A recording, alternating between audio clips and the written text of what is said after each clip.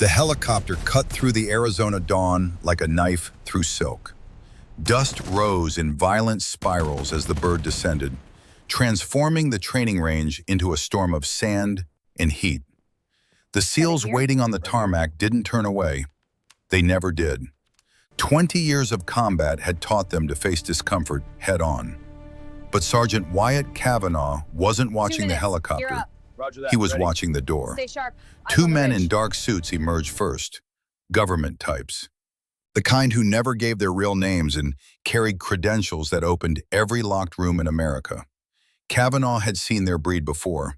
CIA, probably, or something darker. Something that didn't officially exist. Then she stepped out. A woman, maybe 5'6", auburn hair pulled back in a simple ponytail, faded jeans that had seen better days, black tactical shirt with the sleeves rolled up, a worn baseball cap pulled low over her eyes, and in her right hand, a matte black rifle case that she carried like it weighed nothing at all. Kavanaugh's jaw tightened. He turned to Corporal Torres, standing beside him. "You've got to be kidding me."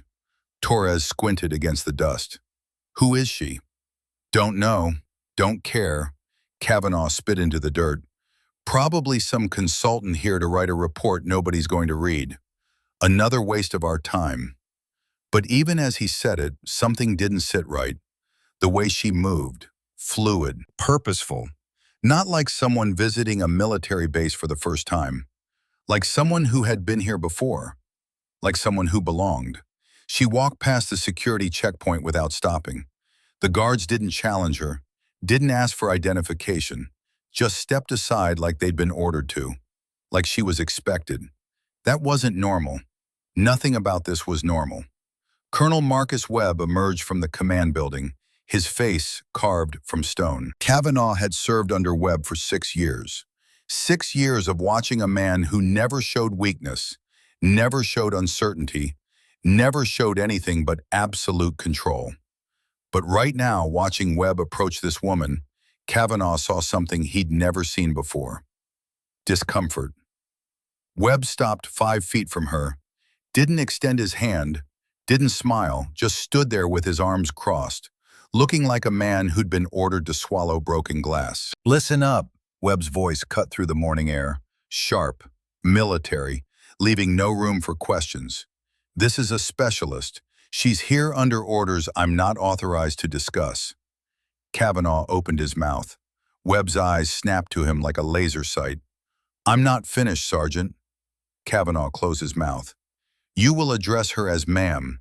You will extend the same professional courtesy you'd extend to any operator on this range. Is that understood?" Silence. "I said, is that understood?" "Yes, sir." The response came from 12 throats at once. But Kavanaugh's voice carried an edge, a resistance. Because in his world, respect wasn't given. It was earned. And this woman hadn't earned anything yet.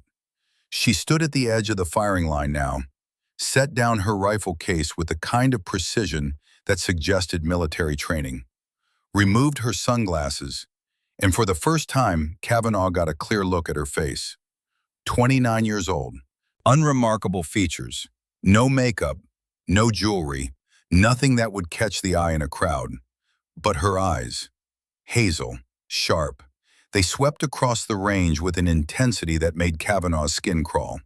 She wasn't just looking, she was calculating, measuring, recording every detail like she was planning a battlefield assault. "This is ridiculous," Kavanaugh muttered under his breath. "We're the best snipers in the world, and they send us a babysitter." Torres shifted nervously beside him. "Maybe we should wait and see." "Wait for what? For her to teach us how to hold a rifle?" Kavanaugh shook his head. "No rank, no worth. That's how it works here. You earn your place through blood and sacrifice, not by showing up in jeans with a government escort." The woman glanced in their direction. For a split second, her eyes locked with Kavanaugh's. He felt something cold slide down his spine, something he couldn't explain and didn't want to examine. Like she wasn't just seeing him, like she was seeing through him, reading him, understanding exactly what he thought of her. Then she looked away, and the moment passed. The first evaluation was designed to humble. That was the point. Webb had crafted it over 20 years of training the deadliest shooters in the United States Navy. Targets at 800, 1,000, and 1,200 yards. Crosswinds that shifted every few seconds, driven by the desert heat and the mountain ranges to the west. Heat shimmer that turned the air into a liquid, distorting everything, making straight lines curve and solid objects dance. This wasn't a shooting test. This was a psychological test. A way to separate the confident from the arrogant, the skilled from the lucky. Kavanaugh went first. He always went first. 15 years as a SEAL sniper had earned him that right. He dropped prone behind his rifle, a Remington 700 with custom modifications he'd spent years perfecting. Every millimeter of this weapon was an extension of his body. He knew its quirks, its preferences, the way it pulled slightly right in high wind, the way the trigger required exactly 4.2 pounds of pressure. He settled his breathing, felt his heartbeat slow, focused on the target 800 yards downrange. The wind was wrong, gusting from the northeast at maybe 7 knots. But the heat shimmer was worse, making the target waver like it was underwater. He adjusted, compensated for wind, for elevation, for the rotation of the earth at this latitude. Fired. Miss. The word appeared on the digital display beside him. Cold. Clinical. Unforgiving. Kavanaugh cursed under his breath. Recalculated. Adjusted his scope. Fired again. Hit. Center mass. Not bad, Torres said from behind him. Kavanaugh stood and dusted himself off. Could have been better. Wind's a nightmare today. One by one, the other SEALs took their turns. Some hit their targets eventually. A few required multiple attempts. 2 missed entirely, their faces burning with shame as they stepped back from the line. Then it was her turn. The woman walked to the firing position like she'd done it 1,000 times. No hesitation, no nervousness, just quiet confidence that bordered on something Kavanaugh couldn't quite name. Not arrogance, something deeper, something earned. She opened her rifle case. Kavanaugh's breath caught. The weapon inside was unlike anything he'd seen outside of classified armories. A Macmillan TAC-50, 50 caliber, custom built, precision engineered. But what caught his attention weren't the modifications. It was the barrel. Hand-scratched notches, dozens of them, 47 to be exact. Too many to count at a glance. Each notch was a kill. Holy hell, Torres whispered beside him. Kavanaugh said nothing, just stared. Because if those notches were real, if each one represented a confirmed kill, then this woman had more combat experience than half his unit combined. She assembled the rifle with movements so fluid they seemed choreographed. Her hands knew every piece, every angle, every connection. In under 30 seconds, the weapon was ready. She lay prone, slid into position. Her body went absolutely still. Colonel Webb called out the parameters. Target Alpha 3, distance 1,200 yards. Winds shifting northeast, 6 to 8 knots. She didn't respond, didn't even acknowledge him, just lay there, breathing, waiting. The range went silent.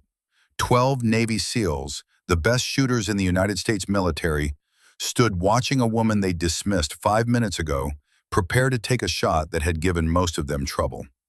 Her breathing slowed.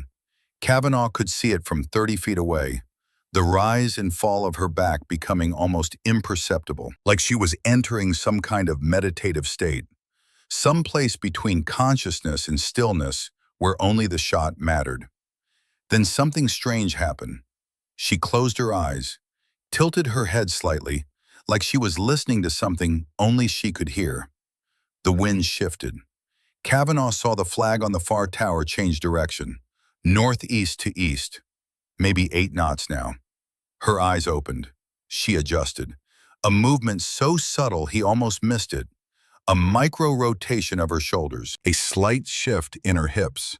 Then she fired. The crack echoed across the desert like thunder. Kavanaugh grabbed his binoculars, focused on the target 1,200 yards away. Dead center, not an inch off, not a millimeter of error. "Lucky shot," he said, but his voice lacked conviction. "Again," Webb ordered. She chambered another round without hesitation, closed her eyes again for just a moment, listening, then fired. Another perfect hit. Again. Hit. Again. By the fifth shot, she was engaging targets in rapid sequence, varying distances, impossible angles. One target was partially obscured by brush that should have made it invisible. She hit it anyway. Every time she prepared to shoot, she paused. Eyes closed, head tilted, like she was hearing something in the wind itself. She completed the entire firing order in half the time of the fastest SEAL. When she finally stood and began packing her weapon, no one spoke. The silence was deafening, the kind of silence that follows a revelation, the kind that changes everything. Kavanaugh's hands were shaking, not from fear, from something worse, from the realization that everything he believed about himself, about his skills, about his place in the hierarchy of warriors, had just been challenged by a woman who didn't even wear a uniform. "That's not possible," he said finally. "No one shoots like that." Torres swallowed hard. "She just did. And did you see? She was listening to something. Before every shot." That night in the mess hall, Kavanaugh couldn't stop replaying what he'd witnessed. He sat with his team, pushing food around his plate without eating. The footage played in his mind on an endless loop. The way she'd moved, the way she'd closed her eyes and listened before he'd shot, the way she'd made 12 Navy SEALs look like amateurs at a county fair. "I heard she's ex-CIA," one of the younger operators said, his voice low.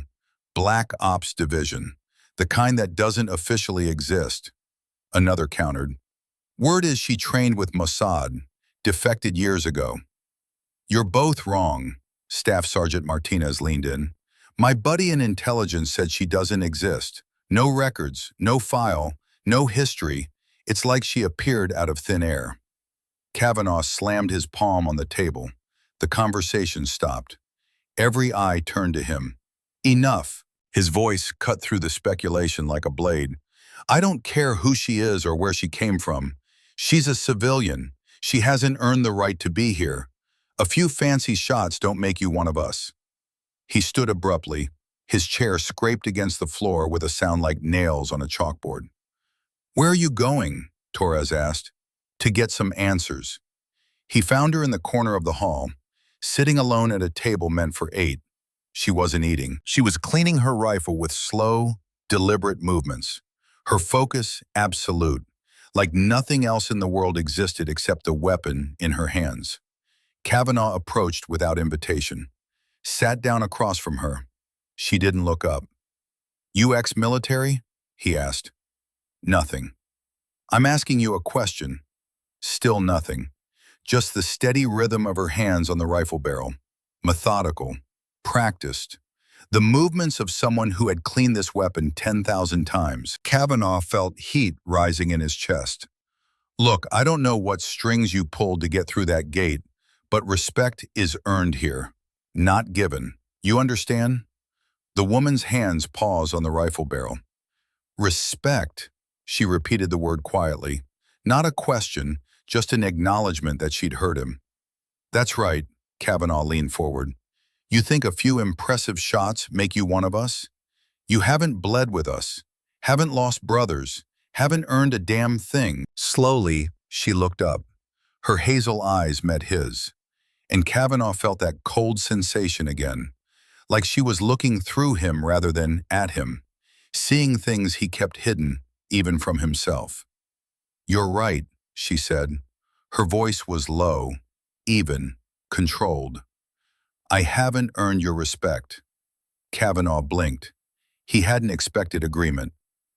"But I didn't come here to earn it," she continued. "I didn't pull strings. I was requested. And I didn't come to play soldier." She held his gaze without wavering. "I came to shoot, and I don't miss." The words hung in the air between them, Simple, absolute, no boasting, no ego, just facts stated as plainly as someone might mention the weather. Kavanaugh opened his mouth to respond. She cut him off. You asked if I'm ex-military. I'm not. Never served. Never wanted to. She resumed cleaning her rifle. Her movements precise, unhurried. But I've taken more shots under combat conditions than half your team combined. I've dropped targets at distances that would make your instructors call me a liar. And I've done it without a uniform, without a rank, without anyone telling me I was allowed to. She looked up one final time. So when you say I haven't earned the right to be here, Sergeant, ask yourself this.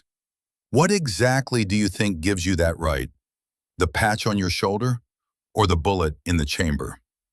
Kavanaugh stood frozen. He wanted to argue, wanted to put her in her place, wanted to explain how the world worked, how the military worked, how respect and hierarchy and tradition worked. But the words wouldn't come, because somewhere deep down, in a place he didn't want to acknowledge, he knew she was right. The next morning brought a new evaluation, a tactical movement drill, teams advancing through simulated terrain while engaging pop-up targets at unpredictable intervals. It required speed, coordination, split-second decision-making, the kind of thing that separated good operators from dead ones. The woman wasn't assigned to a team. She was positioned on a ridge overlooking the exercise, serving as overwatch, a role that typically went to the most trusted shooter in the unit. Nobody trusted her, but Webb had made the assignment personally, and nobody was going to argue with Webb. The drill began at 0600. Kavanaugh's team moved through the first phase without incident. Targets appeared and disappeared. Shots were fired. Progress was made. Everything by the book. Then everything went wrong. A simulated IED triggered beneath Rodriguez, the team's pointman. In reality, it was a smoke grenade. In the scenario, Rodriguez was dead. The team's momentum collapsed like a house of cards. What do we do? Torres shouted, crouching behind cover. Stick to the plan, Kavanaugh called back. But he knew the plan had just gone to hell. 3 targets popped up simultaneously from different directions. The team was out of position. Someone was going to take a hit. Then a voice came through the comms. Calm, controlled, absolute. Sierra 2, hold position. 3 tangos east rooftop. Bravo, flank left on my mark. Charlie, you've got a clean shot rooftop at your 2 o'clock. Take it now. It was her. Kavanaugh hesitated for half a second. Take orders from a civilian? From a woman who'd been here less than 24 hours? Move, she said. Not a request, a command. He moved. Bravo element flank left. Charlie took the rooftop target. Kavanaugh held position while her voice guided them through the chaos like a conductor leading an orchestra. She saw everything, anticipated everything, directed them with a precision that felt almost supernatural. 2 minutes later, the drill was over. All remaining targets neutralized. No additional casualties. When the team regrouped, Kavanaugh found himself looking toward the ridge where she'd been positioned. Torres approached him, breathing hard. Did you hear her? It was like she could see everything. Every angle, every threat. How? Kavanaugh watched her disappear over the ridge. I don't know. What do you think? Kavanaugh was quiet for a long moment. Then he said something that surprised even himself. I think I was wrong about her. That evening, something changed. It started small. Someone left an energy bar on her cleaning table. Then someone else nodded at her during dinner. Then Staff Sergeant Martinez invited her to sit with the team. She declined, but she acknowledged the invitation with a brief tilt of her head. A gesture so small it might have been missed. But it wasn't missed, because they were all watching her now, all trying to understand. They didn't know her name, didn't know her story, didn't know anything except what they'd witnessed with their own eyes. But they were starting to respect her.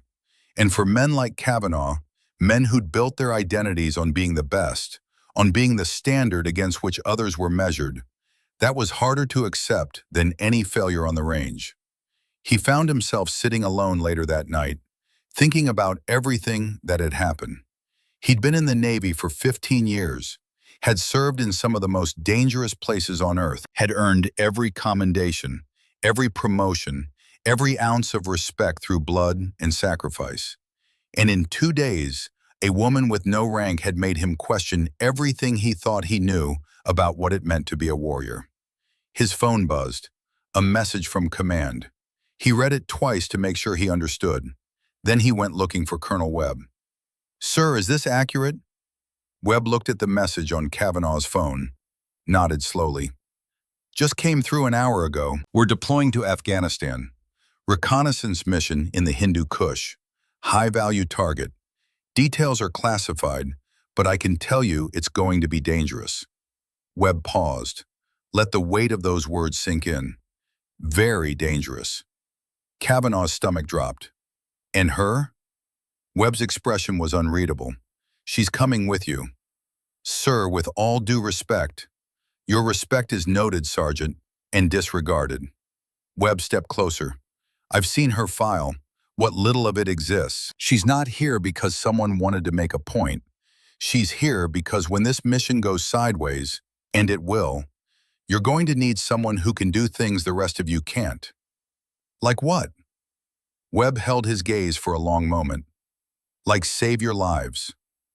The night before deployment, Kavanaugh found her on the edge of the camp, sitting alone beneath a sky filled with stars. The desert stretched out before her, endless, empty, beautiful in its desolation. He approached slowly, sat down beside her without speaking.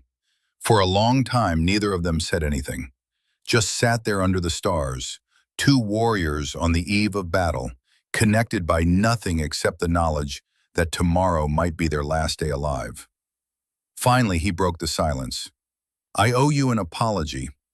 She didn't respond, but she was listening. "I judged you before I knew anything about you. That wasn't fair." He paused. "And that thing I said about respect being earned, you've earned it. I see that now." The woman turned her head slightly, not looking at him, but acknowledging his words. "Why are you telling me this?" she asked. "Because tomorrow we're going into a situation where I might need to trust you with my life, and I want you to know that I do." She was quiet for a moment.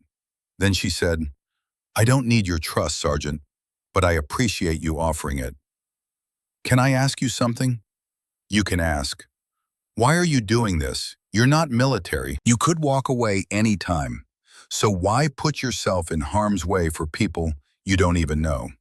She looked up at the stars, the same stars that had watched over warriors for 10,000 years, the same stars that would keep watching long after they were gone. "Because someone has to," she said quietly, "and because I can." Kavanaugh nodded slowly. That answer told him everything and nothing, but it was enough. "We've been calling you the specialist, the civilian, but that doesn't feel right anymore." He turned back to look at her. "You got a name you want us to use?" She considered the question. The stars wheeled overhead. The desert wind whispered through the darkness. "Ghost," she said finally. "They used to call me Ghost." Kavanaugh smiled for the first time in days.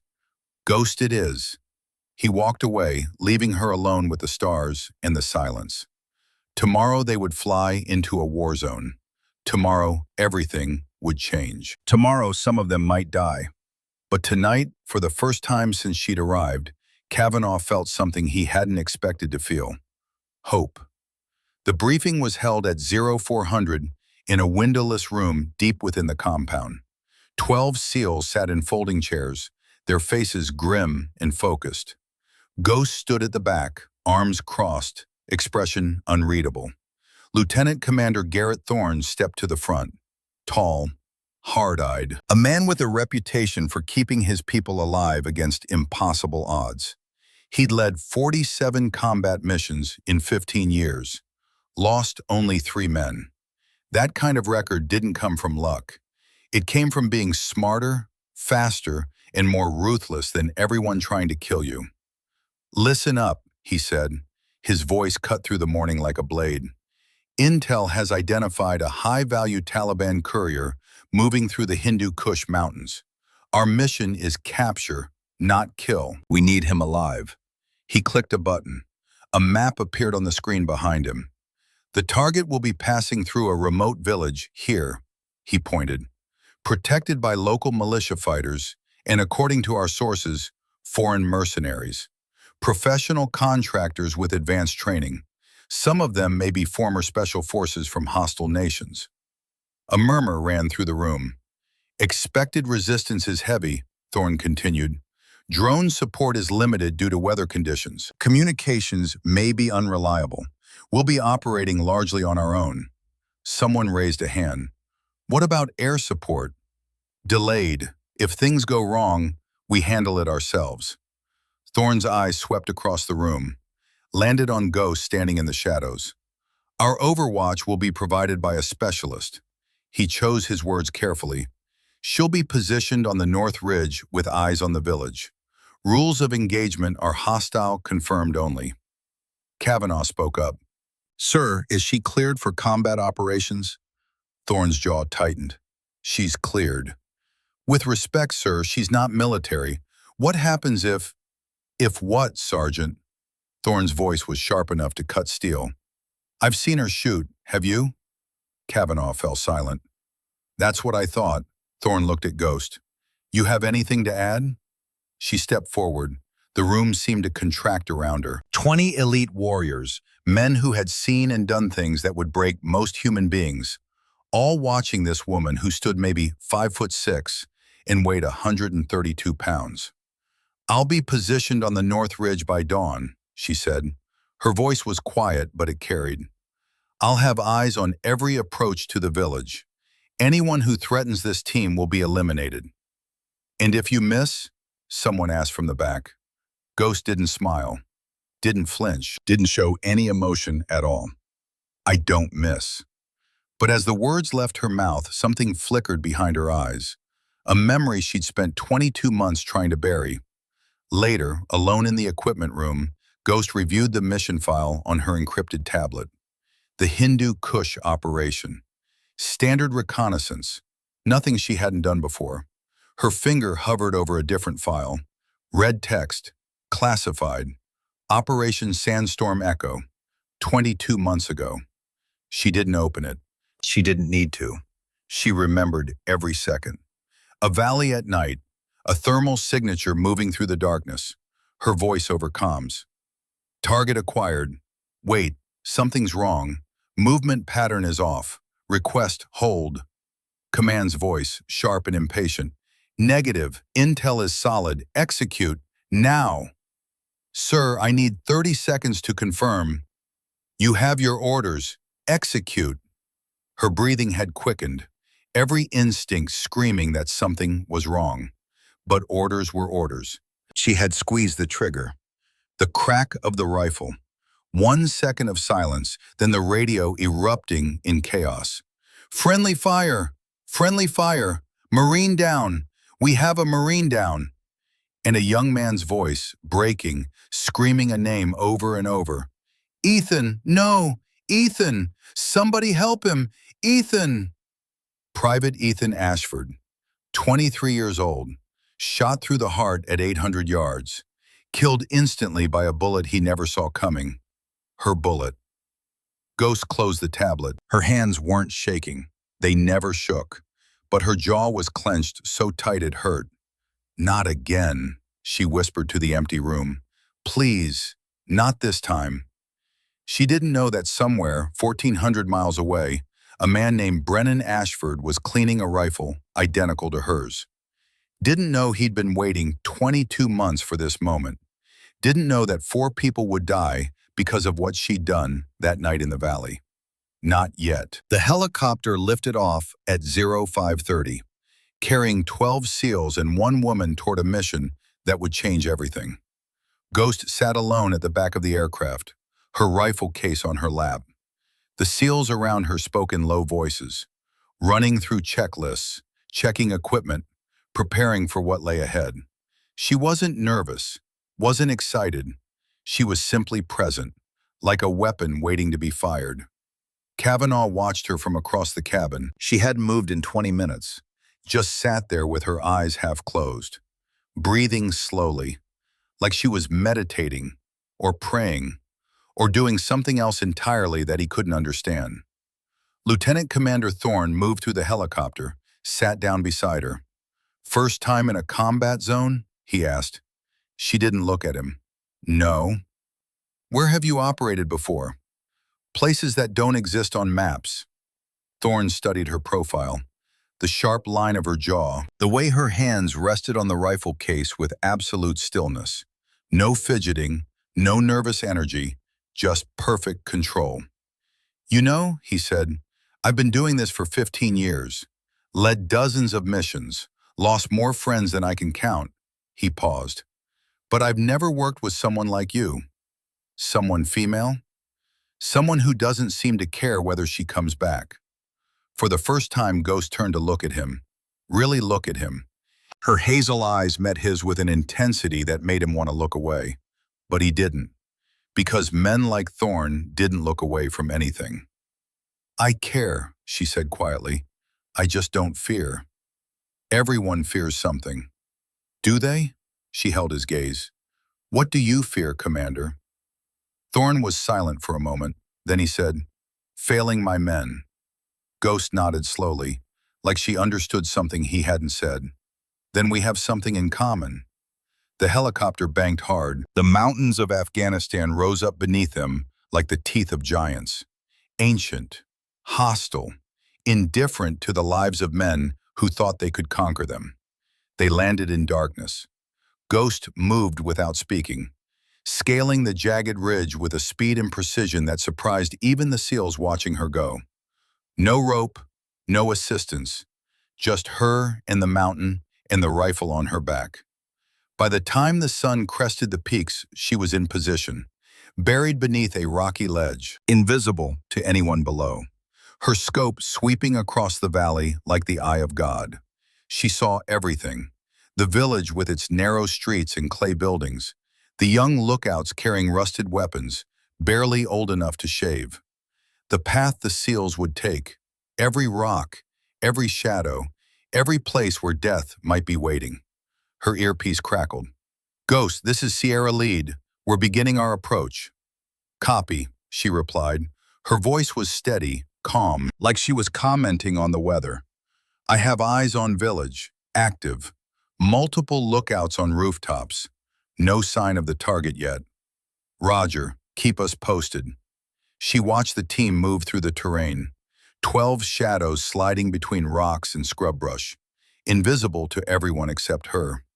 They were good, the best in the world. But Ghost's attention wasn't on them. It was on a glint of light she'd spotted on the opposite ridge. A reflection, brief, subtle.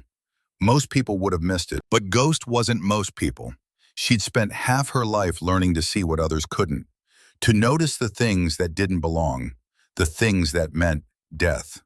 She adjusted her scope, tracked the source of the light until she found it.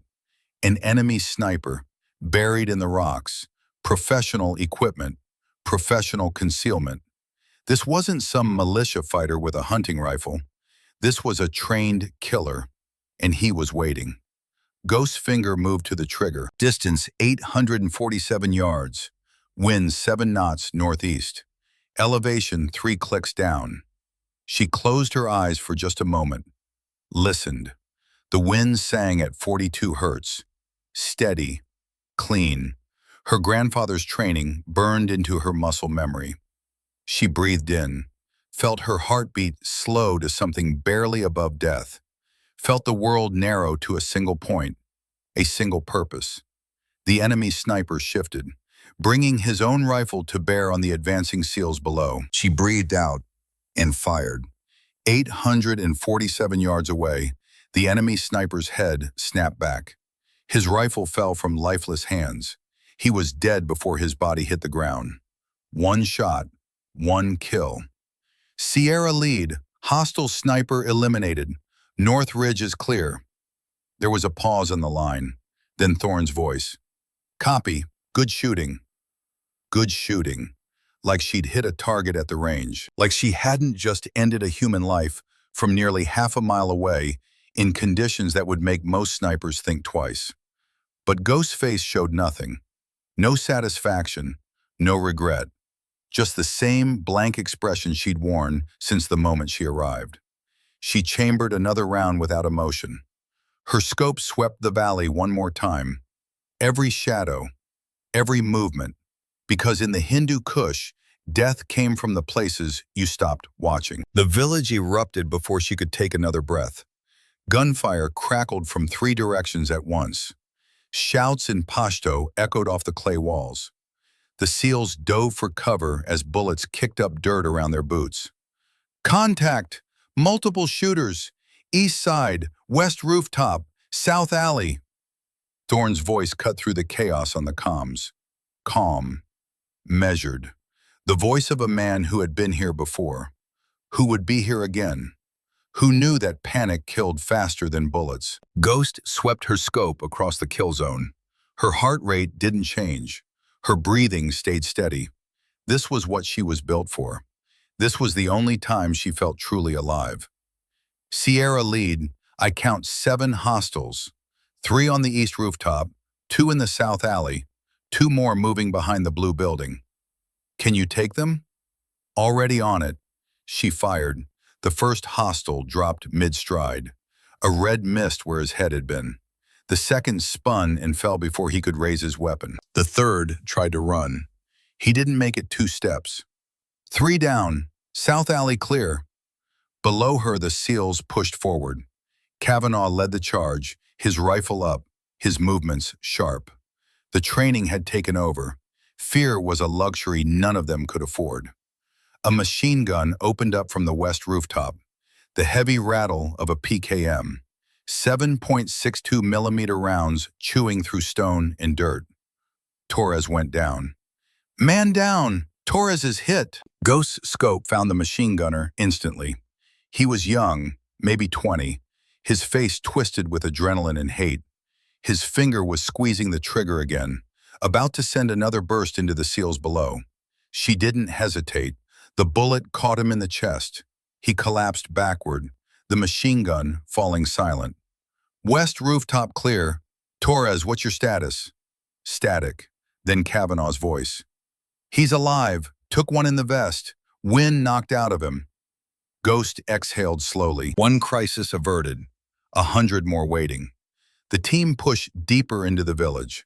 Ghost tracked their movement through her scope, her finger never leaving the trigger. Every shadow was a potential threat. Every window could hide a killer. She had learned long ago that survival wasn't about being fast. It was about being thorough. Sierra lead, I've got movement in the building ahead. 2nd floor, northeast corner. Thorne held up his fist. The team froze. How many? 3. One of them matches the target profile. A pause. Then Thorne's voice, tight with controlled excitement. We're going in. Ghost watched them stack up on the door, watched the breach, heard the muffled shots through her earpiece. Then Thorne's voice again. Target secured, beginning extraction. For a moment, Ghost allowed herself to feel something close to relief. The mission was done. They had what they came for. Now they just had to get out alive. It didn't last. Her scope caught a flicker of movement on the far ridge. Not the same position as the first sniper. Different angle. Different elevation. Someone else was watching. There, hidden in a crack between 2 boulders. The glint of glass reflecting the morning sun.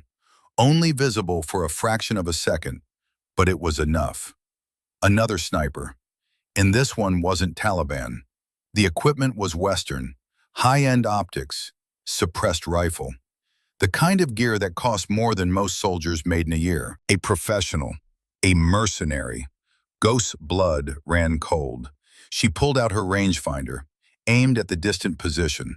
The number that came back made her stomach drop. 3,200 meters. 2 full miles. Sierra lead, hold position. You have a 2nd sniper on your 6. Professional contractor. Do not move. Thorne froze mid-step. Can you take him? She ran the calculations in her head. Distance 3,200 meters. Uphill angle 15 degrees. Crosswind at 9 knots in shifting. The target was partially concealed. Only his scope was visible. A circle of glass no larger than a golf ball. And then the weather changed. A blizzard rolled in from the north, the kind that turned the Hindu Kush into a graveyard. Within seconds, visibility dropped to 50 meters.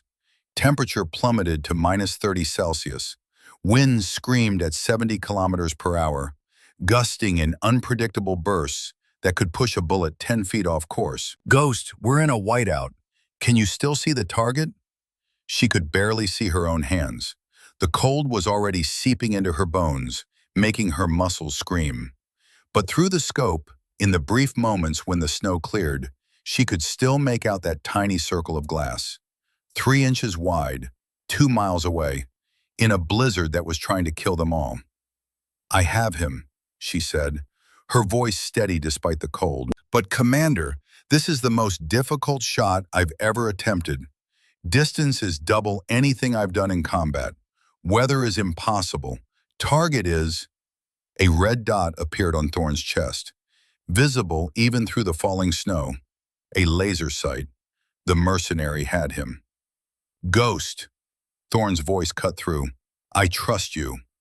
3 words, simple, absolute, from a man who had known her less than a week. A man who had every reason to doubt her, but he didn't. She closed her eyes, listened. Even through the howling blizzard, even with the wind screaming in her ears, she could hear it. The song her grandfather had taught her to recognize when she was 8 years old. The wind's frequency. 40 hertz baseline, spiking to 65, dropping to 52, rising to 70. A pattern, chaotic but present, like a piece of music played by a drunken orchestra, but still music, still predictable if you knew how to listen. Her grandfather's voice in her memory, as clear as if he were standing beside her. The wind always sings, Maya girl, even in a storm. You just have to listen harder. Find the pattern, find the pause. That's where your shot lives. She opened her eyes, found the target through the scope, began the most complex calculation of her life. Distance, 3,200 meters. Bullet drop would be over 400 feet. The round would fall for nearly 4 full seconds before reaching the target. Wind, 70 kilometers per hour average, gusting to 90.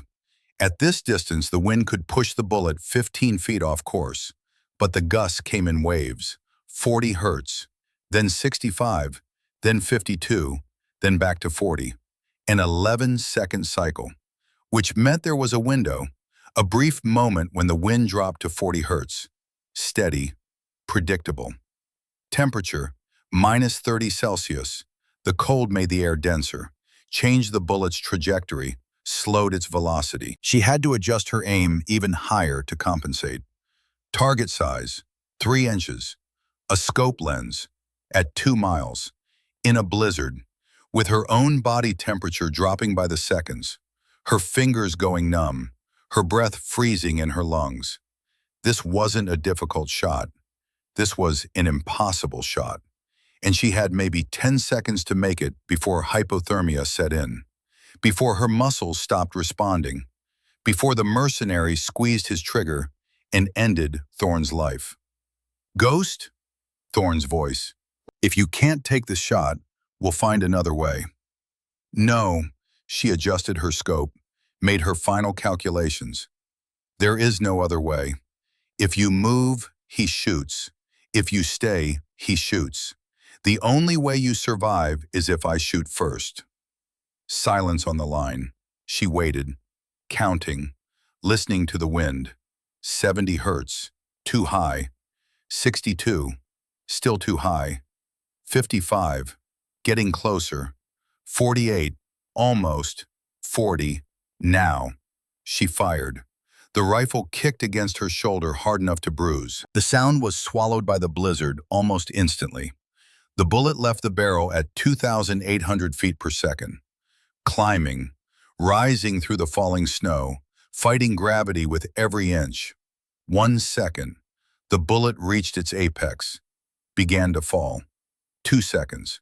Dropping now, faster and faster, the wind pushing it, bending its trajectory, the cold air making it sink more quickly than it should. 3 seconds. Still falling, still drifting. 2 miles from where it started, a piece of metal, no bigger than her thumb, carrying death on invisible wings. 3.2 seconds. The bullet punched through the mercenary scope. Glass shattered. The round continued through, into his right eye, through his brain, and out the back of his skull. He was dead before the sound reached him. Target down. Ghost's voice cracked for the first time. You're clear. She tried to stand. Couldn't. Her legs were numb. Her core temperature had dropped to dangerous levels, -30 Celsius for 6 hours in prone position. Her body was shutting down, cell by cell, system by system. Ghost? Thorne's voice in her ear. You okay? She wasn't, but they didn't need to know that yet. I'm fine. Get moving. It was the biggest lie she'd ever told. The helicopter touched down 12 minutes later. Ghost crawled to the extraction point. Literally crawled. Her legs wouldn't support her weight anymore. Her hands were white. Her lips blue. Ice crystals had formed in her eyebrows. Kavanaugh reached her first. His eyes went wide when he saw her face. Jesus Christ! Medic! We need a medic now! 2 corpsmen pulled her into the helicopter, wrapped her in thermal blankets, checked her vitals. Their faces told the story before their words did. Core temperature 94.1 Fahrenheit, severe hypothermia, frostbite on both hands and feet. Ma'am, you need immediate medical attention. I'm fine, Ghost said through chattering teeth. You're not fine. I said I'm fine. She tried to sit up. Couldn't. The world spun. Just get me warm. Thorne knelt beside her. That shot. 3,200 meters. In a blizzard. Through a scope. He shook his head slowly. Nobody makes that shot. Nobody. I just did. How? Ghost closed her eyes. My grandfather taught me to listen, to hear what the wind was saying. He called it the wind's song. She opened her eyes again, looked at Thorne. Turns out the wind sings even in a blizzard. You just have to know the language. Kavanaugh was staring at her. You were listening. That's what you were doing. When you closed your eyes before every shot, you were listening to the wind. 40 hertz is calm. 60 hertz is gusting. Everything in between tells you direction, speed, consistency. Ghost's words were starting to slur, the hypothermia getting worse. My grandfather taught me when I was 8, after my mama died. Ovarian cancer. 11 months of watching her waste away. 7 years old. Her eyes started to close. He said the world was still worth protecting, even after it took his daughter. So he taught me how. Taught me to listen. To the wind. To my heartbeat. To the space between shots. Her voice dropped to almost a whisper. Taught me that every life I saved mattered more than every target I hit. She lost consciousness. The medics worked on her for 3 hours. By the time they stabilized her, the helicopter had reached the forward operating base. Ghost was carried to the medical tent on a stretcher, still unconscious, still dangerously hypothermic. Colonel Webb was waiting when Thorne emerged from the tent. How is she? Alive, barely. Thorne's face was grim. The doctors say 6 more hours in that position and she'd be dead. Her body was shutting down. Kidneys, liver, everything. Webb was quiet for a moment. She saved your life. She saved all of us. And nearly died doing it. Thorne looked back at the medical tent. She knew the risk, made the choice anyway. That's who she is. Intelligence officers swarmed them an hour later. The debriefing was held in a windowless room. 3 generals, 2 CIA operatives, 1 man in a suit expensive enough to buy a house. The shot you described, one of the generals said, 3,200 meters through a 3-inch target in a -30 Celsius blizzard, with 70-kilometer-per-hour winds. Our analysts say it's impossible. I was there, Thorne replied. I saw it happen. We verified the mercenary's body, the CIA operative added. Single gunshot wound, entry through the scope, exactly as you described. The ballistics are, he paused, unprecedented. This is the longest confirmed kill in modern warfare history, by a significant margin. The man in the expensive suit slid a folder across the table. We want to offer her a commission, full rank, benefits, pension, official recognition. She'll refuse, Thorne said immediately. You don't speak for her. I know her well enough to know she'll refuse. The suit's eyes narrowed. Why would she refuse? This is an unprecedented opportunity. Because the moment you put her name in a database, you paint a target on her back. Every enemy we've made for 20 years starts looking for her. Right now she's invisible, a ghost. That's her greatest asset. You want to take that away? The generals exchanged glances. The suit opened his mouth, closed it, opened it again. We'll ask her when she wakes up.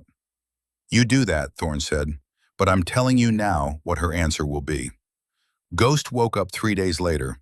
Her first words were, "Is everyone okay?" The nurse smiled.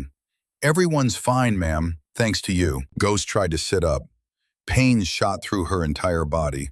Her feet felt like they were on fire. Her hands were wrapped in bandages. "Easy," the nurse said. "You have severe frostbite, grade 3 on both feet, grade 2 on your hands, some tissue damage. We had to remove 2 toes on your left foot." Ghost looked down, saw the bandages, felt nothing. She'd known the price when she took the shot. The suit appeared 2 hours later, with his folder and his offer, and his promises of recognition and benefits and everything she'd never wanted. She listened in silence. Then she closed the folder without opening it. "No." "You haven't even read—" I said no. The suit tried again. Explain the unprecedented nature of the offer, the opportunities, the resources she'd have access to. Ghost cut him off. "I don't want recognition. I don't want a uniform. I don't want my name in any database anywhere." Her voice was flat, final. "I'm more useful as a ghost. The moment I become someone, I become a target, and then I can't do what I do. What you do could be done better with our support." "No, it couldn't." Ghost met his eyes. "I work alone. I stay invisible. That's how I've stayed alive this long. That's how I'll keep staying alive. And that's how I'll keep saving the people who need saving." The suit tried one more time. Ghost simply turned her head away, closed her eyes. The conversation was over. Thorne found her that evening, sitting alone outside the medical tent, staring at the mountains where she'd nearly died. "I heard about the offer," he said. "I refused." "I know. Told them you would." They sat in silence for a while. Then Ghost spoke. "My father died when I was 16. Car accident, black ice. My mother was already gone. Cancer, like I said." She paused. "I went to live with my grandfather, Dale Stone, 75 years old now, Gulf War veteran, 27 years as a Marine. He taught you to shoot. He taught me everything that matters." Ghost's voice was soft. "He moved us to the mountains of Wyoming after Mama died. Said civilization had failed him, failed all of us. But he said the world was still worth protecting, worth fighting for, worth dying for." She looked at Thorne. "He taught me to listen, to the wind, to the silence between heartbeats, to the voice inside that says when something's wrong." He said that voice was more important than any order, more important than any rule. Sounds like a wise man. He was right about everything. Ghost turned back to the mountains. 22 months ago, I was on a mission. Night operation. Overwatch for a SEAL team. Command gave me a target, told me to execute. But something felt wrong. The movement pattern, the thermal signature. I asked for 30 seconds to confirm. She stopped. Thorne waited. "They said no, told me to execute immediately. So I did. I followed orders. Her voice cracked. The bullet hit a Marine, Private Ethan Ashford, 23 years old, killed instantly because I listened to command instead of listening to myself. Thorne's face went pale. You're saying, I'm saying I killed an innocent man because I followed orders I knew were wrong. Ghost stood. And somewhere out there, his brother is looking for the person who pulled that trigger. And when he finds me, I won't blame him for what he does. She walked away before Thorne could respond. The next morning, Ghost was gone. No goodbye, no note, just an empty bed and a medical chart that said she'd checked herself out against doctor's orders. All that remained was a message to Thorne, written in neat handwriting on a scrap of paper. The mission continues. I'll be watching. Don't look for me. If you need me, I'll know. G. Kavanaugh found Thorne reading the note. She's gone? She's gone. Will we see her again? Thorne looked toward the mountains, toward the ridge where she'd taken the impossible shot, where she'd saved 12 lives and nearly lost her own. I hope so, he said quietly. I really hope so. 3 years passed. Ghost moved through the world like smoke. Syria, Morocco, Thailand, South America. Always alone, always invisible. Leaving behind destroyed networks and dead men who thought they were untouchable. But the work was taking its toll. Her feet never fully healed. She walked with a slight limp now. Her hands shook sometimes. The cold had done permanent damage, and the nightmares came more frequently. Ethan Ashford's face, the radio chatter, the screaming brother, over and over. She was 34 years old and felt twice that. The call came on a Tuesday in October. Ghost was in Vienna when her encrypted phone buzzed. It's been a while, Thorne's voice said. 3 years. I need you to know something. 4 operators are dead. All snipers. All killed in the last 6 weeks. Long-range precision shots. Professional. No witnesses. Ghost's blood ran cold. Connected how? All connected to you. Luca Brennan, Martinez, Mara Finley, Reynolds. Mara, the 26-year-old she trained 2 years ago. Red hair, bright smile, a 3-year-old daughter at home. Who's doing this? We traced it back. 17 people had access to your equipment 3 years ago. 16 check out. 1 doesn't. Ghost already knew. Staff Sergeant Brennan Ashford. Silence on the line. Then, you knew? I've been waiting for him to find me. Ghost, this isn't your fault. He's hunting me and killing everyone in his path. Her voice was hollow. And I'm going to give him what he wants. What are you? She hung up. 20 hours later, Ghost stood on a mountain in Montana. The same mountain where her grandfather had taught her to shoot 26 years ago. Where her mother had brought her before the cancer. Where everything had started. This is where it would end. She leaked her location through channels she knew Brennan monitored. Then she waited, unarmed, no bullets in her rifle, because she'd made a choice. If he wanted to kill her, she wouldn't stop him. Dawn broke over Crow Peak like a wound. Ghost sat on the rocks where she'd sat as a child, where Dale had taught her the wind song, where she'd learned that every shot came with a price. She'd paid that price for 26 years. Today, the bill was coming due. Footsteps behind her, she didn't turn. Brennan Ashford, she said, I've been waiting for you. You came alone. His voice was rough, raw. I didn't think you would. You've been hunting me for over a year. Least I could do was show up. Brennan moved into view, 32 years old, lean, haunted, carrying a rifle identical to hers. He looked like he hadn't slept in months. You know why I'm here. Your brother, Ethan. I'm the one who killed him. Brennan's rifle came up, pointed at her chest. His hands shook. It was 22 months ago, Ghost continued, her voice steady. Operation Sandstorm Echo. Night mission. I was Overwatch. Command gave me a target. Taliban commander. High value. I acquired him in my scope. She met Brennan's eyes. Something felt wrong. The movement pattern, the thermal signature, it didn't match the profile. I told Command I needed 30 seconds to confirm. They said no, told me to execute immediately. So you did. So I did, Ghost's voice cracked. I followed orders when I should have followed my instinct. And your brother stepped into the bullet's path 0.4 seconds before I fired. One shot, through his heart. He died instantly. Brennan's face twisted, tears streaming down his cheeks. He was 23. He had his whole life. He looked up to me, joined the Marines because of me. I know. I spent a year trying to find out who killed him. They wouldn't tell me, said it was classified.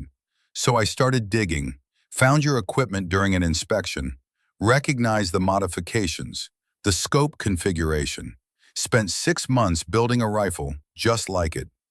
He stepped closer, the rifle still pointed at her.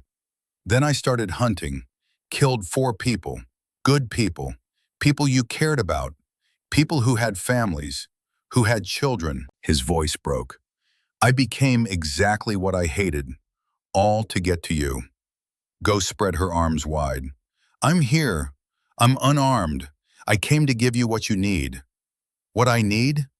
I needed my brother back. I can't give you that, Ghost's voice softened. But I can give you the truth, and I can give you a choice. What choice? You can kill me, right now. I won't stop you, won't run, won't fight back. She lowered her arms. Or you can let me tell you about the investigation, about what really happened that night. Brennan's finger tightened on the trigger. 10 seconds passed. 20. His aim wavered. Tell me. Ghost pulled a folder from her jacket, threw it at his feet. The intel that night came from a local informant. 2 weeks after your brother died, we found out the informant was working for the Taliban. He gave us the wrong target on purpose, set us up. Brennan picked up the folder, started reading. His face went pale. The man I shot wasn't a Taliban commander. He was a local farmer, walking home. Your brother was following him, providing security for a village elder meeting nearby. Ghost's voice was hollow. The Taliban knew we'd have Overwatch. They fed us bad intel, wanted us to kill civilians, wanted the friendly fire. It was all a setup. You still pulled the trigger. Yes, I did, and I'll carry that forever. Ghost stepped forward. But Brennan, the people you killed? Luca Brennan, Martinez, Mara Finley, Reynolds. They had nothing to do with what happened. Mara had a 3-year-old daughter. You left that little girl without a mother. Brennan dropped to his knees. The rifle fell from his hands. He was sobbing now, great heaving sobs that shook his entire body. I'm a monster, just like the people we're supposed to fight. I'm exactly what Ethan would have hated. Ghost knelt beside him, put her hand on his shoulder. You're not a monster.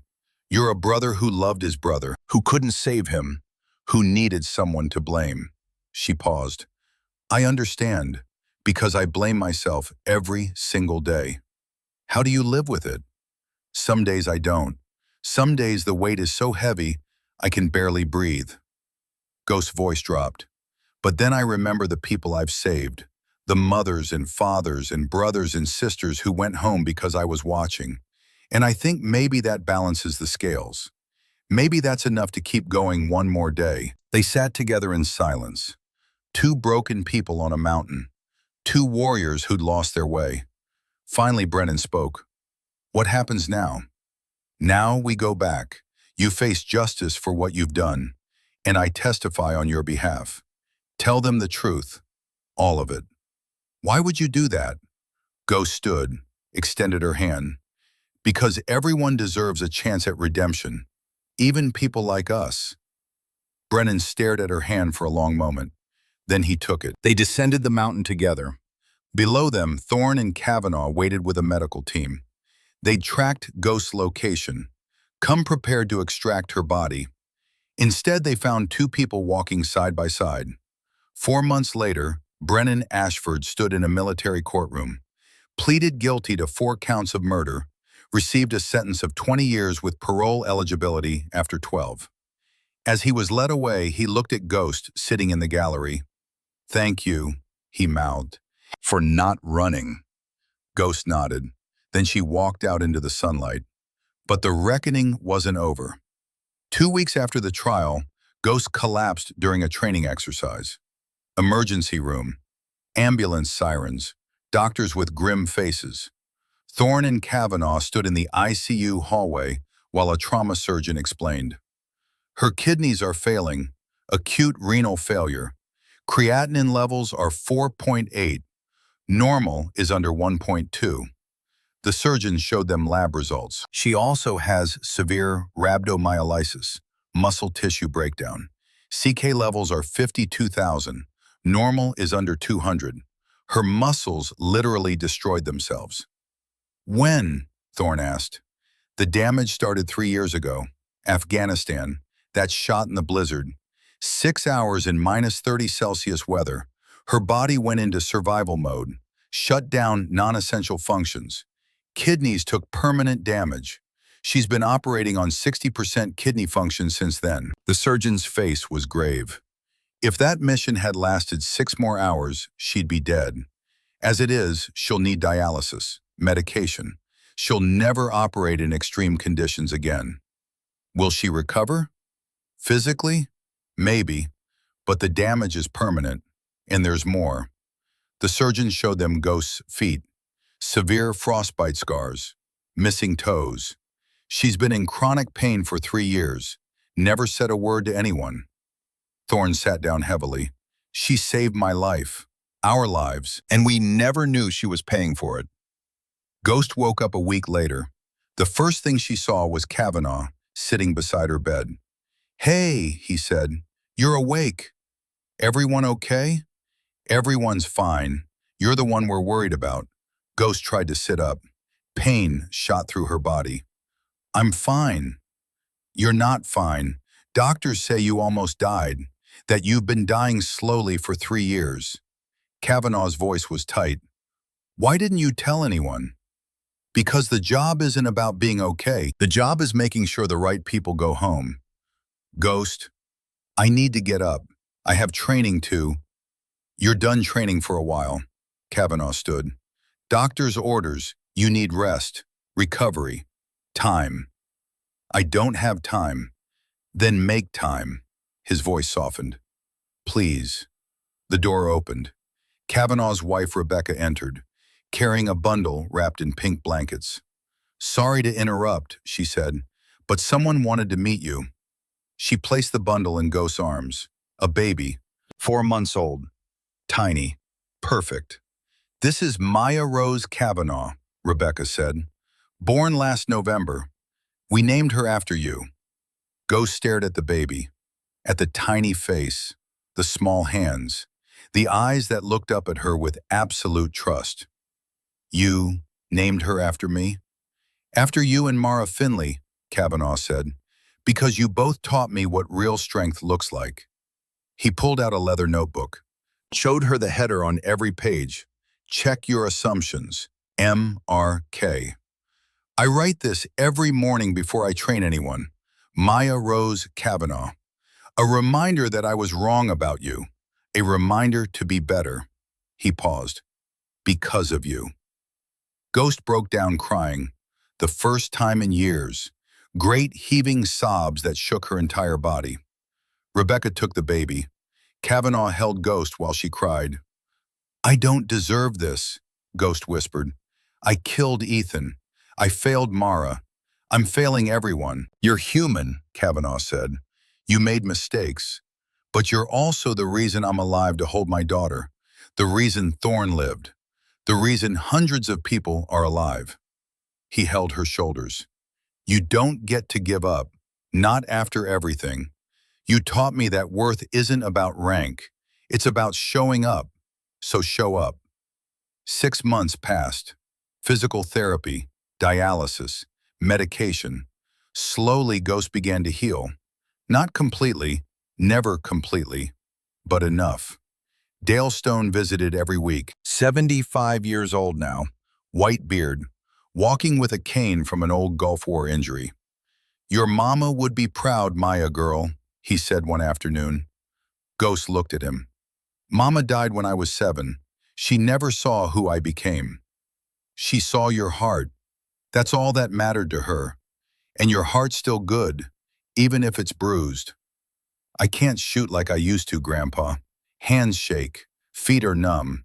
I'm broken. Dale sat beside her. Then you teach. Pass on what I taught you. What you learned. That's the real legacy. Not the shooting, the teaching.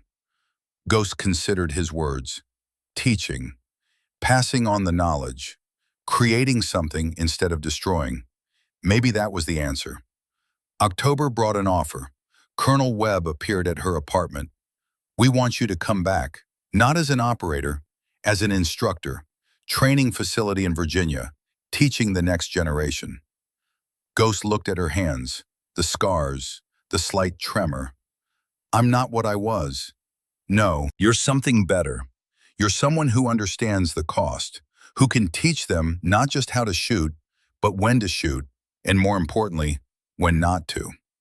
2 weeks later, Ghost stood at the entrance to Camp Sentinel, the same facility where she'd earned the name Ghost 4 years ago, where they'd called her civilian, where everything had started. Thorne waited at the gate. Ready for this? No, but I wasn't ready for any of it. The first class assembled at 0600, 24 candidates, young, eager, confident they were the best.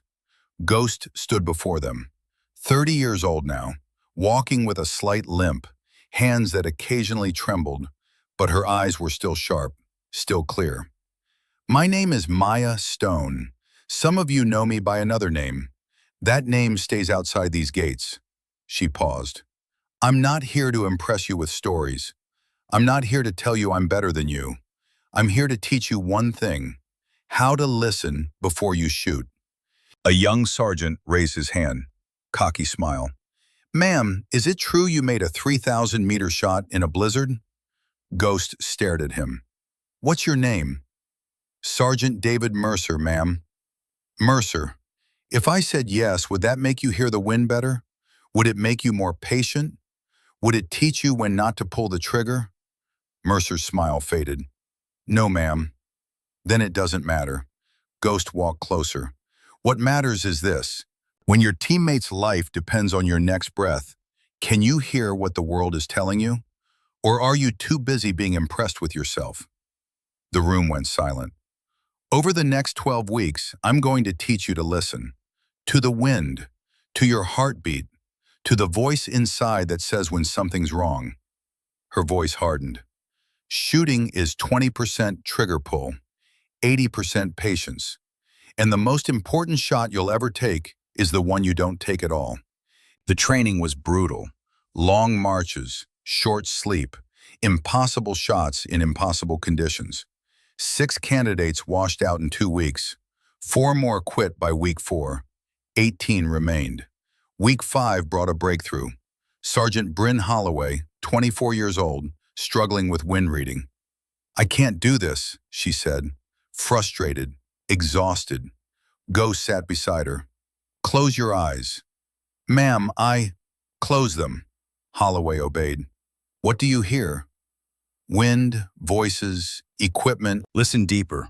What frequency is the wind singing? Holloway concentrated. Her face changed. It's like a low hum. 40, maybe 45 hertz? Ghost smiled for the first time in months. Now you're hearing it. Wind at 40 hertz is calm. 60 is gusting. Between those numbers, you can predict everything. Direction, speed, consistency. She stood, addressed the entire class. This is the Stone method. Listen first, calculate second, shoot last. My grandfather taught me this after my mother died when I was 7. He said the world sings if you listen. You just have to tune in. Over the next 7 weeks, the Stone method spread through the class. Candidates closing their eyes before shots, tilting their heads, listening. Their accuracy improved dramatically. Mercer, the cocky one, approached Ghost in week 10. Ma'am, I've been shooting wrong my whole life. I was forcing shots instead of waiting for them. Ghost nodded. That's the lesson. You can't force anything. You can only be ready when the moment comes. Graduation came in December. 18 warriors stood in formation. Families gathered. Dale Stone sat in the front row, wearing his old Gulf War veteran cap. Ghost stood at the podium. She'd gained back 8 of the 11 pounds she'd lost. Color had returned to her face. But the limp remained. The scars remained. The memories remained. Today we honor 18 warriors who've proven themselves worthy, she began. I won't promise you'll all come home. I won't promise it's easy, but I will promise this. What you learned here matters. She looked at Holloway, tears streaming down her face. At Mercer, standing tall and humble. You are guardians, protectors. You carry a weight most people can't imagine. The weight of life and death in your hands. She paused. But you also carry something stronger. You carry hope. Her voice strengthened. Real hope doesn't come from never missing. It comes from knowing when not to pull the trigger. From listening to the voice inside that says something's wrong and trusting it, even when orders say otherwise. She stepped back, saluted. I learned that the hard way. I hope you learn it the easy way. By listening, by being patient, by being better than I was. 18 graduates stood as one, saluted back. The applause was thunderous. 1 year later, a package arrived at Naval Special Warfare Command. A book, black cover, simple title, The Stone Method, Listening, Patience, Precision by Maya Stone. Thorne opened to the dedication page. For Grandpa Dale, who taught me to hear the world. For my mother, who I watched die at 7. For Ethan Ashford, who deserved better. For Mara Finley, who believed in me. For Brennan Ashford, who showed me mercy. And for every warrior who listens before they shoot. The final chapter was titled Legacy. I have taken 47 lives. I carry each face, each name, each moment. But I also carry the lives I saved by watching over them. My mother died when I was 7. My grandfather taught me the world was worth listening to. Now I teach the next generation to listen. That's not redemption. I don't get redemption. But it's a start. And hope, real, honest hope, comes from knowing that when you squeeze the trigger, you did it for the right reasons. Not because you were ordered to, because you listened, and you knew, and you chose. That's the legacy. That's the hope. And hope, real hope, never misses. Kavanaugh closed the book, tears in his eyes. She did it. She found peace. 1 year later, December, Virginia mountains, light snow falling. Maya Stone sat on her porch, 31 years old now, the limp barely noticeable, hands steady, a mug of tea warming her palms. Thorne sat beside her. They'd been together 8 months now. You still hear it, Maya girl? Dale. You still hear it, Maya girl? Dale asked. The world singing? Maya closed her eyes, tilted her head, listening. The wind sang at 42 hertz, steady, clean, the same song her grandfather had taught her 23 years ago. Every day, Grandpa, every single day. She opened her eyes, looked at the photo on the table beside her. 7-year-old Maya with her mother, both smiling despite the cancer, despite knowing the end was coming. Mama would be proud, Dale said quietly. She is proud, Maya replied. I feel her in these mountains. Inside the cabin, through the window, the walls were covered with photos. Maya at 8 with Dale, learning to shoot. Maya with her 18 graduates at ceremony. Baby Maya Rose Kavanaugh, now 2 years old in a pink dress. On the coffee table, a worn copy of The Stone Method, pages dog-eared from use, highlighted passages, notes in the margins. Somewhere right now, a young sniper was reading that book for the first time, learning to listen, learning patience, learning that real strength came from knowing when not to shoot. That was Maya's legacy. Not the 47 kills, not the impossible shot, not the records or the whispers or the legend of Ghost. The legacy was the voice, the teaching, the next generation learning to hear the wind's song. Maya opened her journal. Leather-bound, worn, she wrote the final entry. December 18th, day 673 of teaching. 18 warriors graduated. Mama would be proud. Grandpa was right. The real strength is knowing when not to pull the trigger. That's the legacy. That's the hope. I finally found peace, not by shooting, by teaching, by listening, by choosing. I started as nothing, an orphan in mountains, a shooter without a name. I became everything, a legend, a guardian, a hope. And now I am simply Maya. That's enough. That's more than enough. The wind still sings, and I still listen. Every day, forever. She closed the journal, placed it beside the photo of her mother. Thorne squeezed her hand. You okay? Better than okay, Maya smiled. A real smile, full and genuine. I'm home. They sat together as the snow fell. 3 generations. A Gulf War Marine who'd taught his granddaughter to hear the wind. The woman who'd become ghost and found her way back to being human. And the man who'd trusted her when it mattered most. Behind them, new candidates were arriving at Camp Sentinel, ready to learn, ready to listen, ready to carry the legacy forward. The wind sang at 40 hertz, steady, true, the same song it had sung for 10,000 years, the same song it would sing for 10,000 more. And Maya Stone, who had once been ghost, sat on her porch and listened. Because in the end, that was all that mattered.